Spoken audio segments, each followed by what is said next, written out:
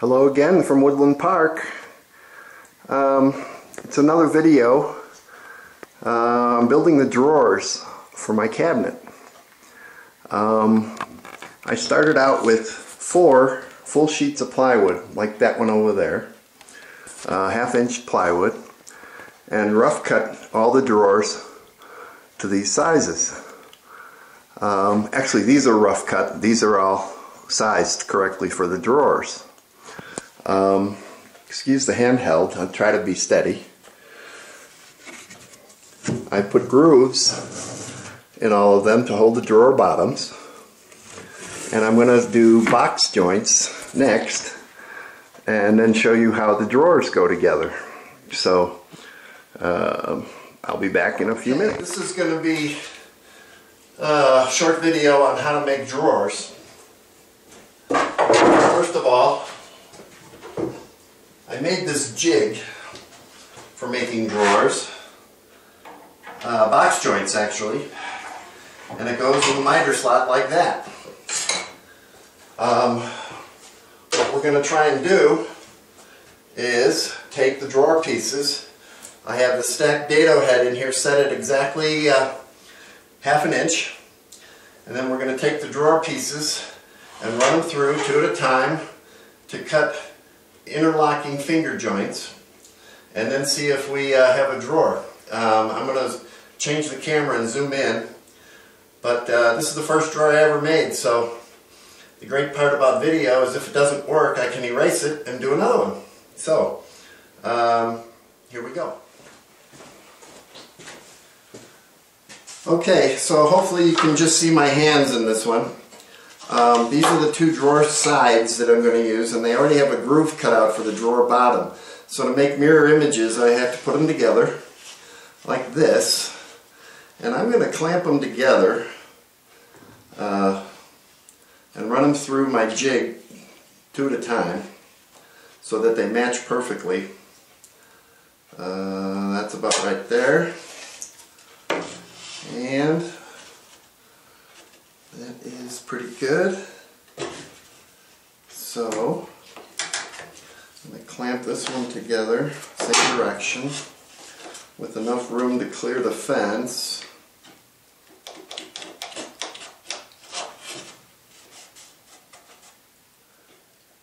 Okay, so now I have to do it with the groove to the bottom because I want to start cutting from the top of the drawer this way. So the first cut, whoops, I put the clamp a little too high. So the first cut is in this jig that I made, the box joint. There's a hardwood key in here, and it's exactly the thickness of the dado stack, and it's exactly 1 thickness away from the blades. So that'll go through real nice like that. So the first thing is to put this up against the key and then hold it very straight, very tight, and run it through. So the noise you hear, first of all I got to turn on my dust collection and then turn on the saw and make the passes.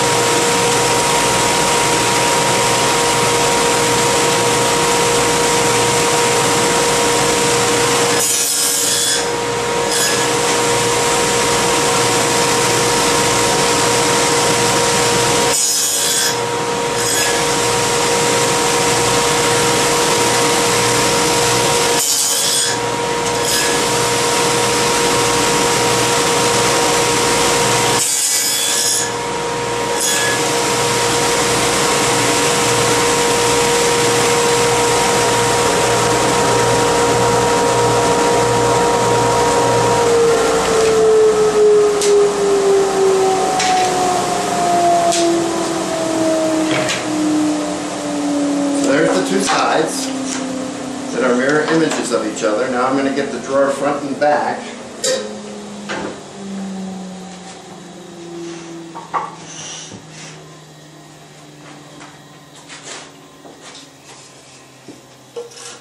And do the same thing, only a tiny bit different. This time, I have to offset it a bit so that they interlock, and I'll show you how that's going to work. Okay, so that's good there. So a little off. There we go.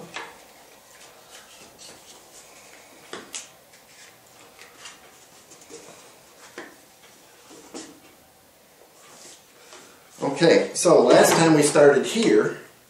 This time I have a piece of wood that's exactly the same size as this key, and we want to offset this cut by 1 thickness. So I'm going to put it here, hold it tight, remove my peg, and do it again.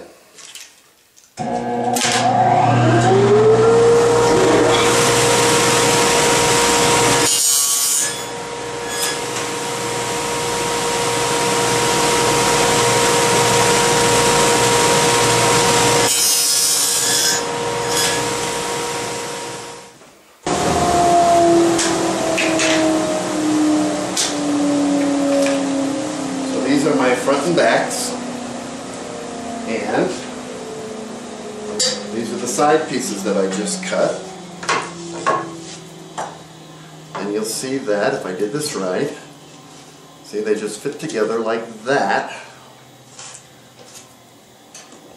And then when I cut the drawer bottom to exactly fit inside this groove, the drawer bottom will be perfectly square, and that will help square up the drawer for gluing. And like I said, this is my first attempt at using this method. Actually, it's my first attempt at ever making a drawer. So when they're clamped tight, that'll all be flush. It looks pretty square to me. The neat part is it'll be very strong. I'm putting them on 100-pound drawer glides. So that's it for now. That's my first attempt at building a drawer. The good part about this joint is that they fit together with just a little bit of force. And what that does is it gives me enough room for glue. Because if these were really tight and I had to force them together, it would squeeze out all the glue and it wouldn't make a good glue joint. So anyway, that's it for Box Joints 101, and I hope you enjoyed the video.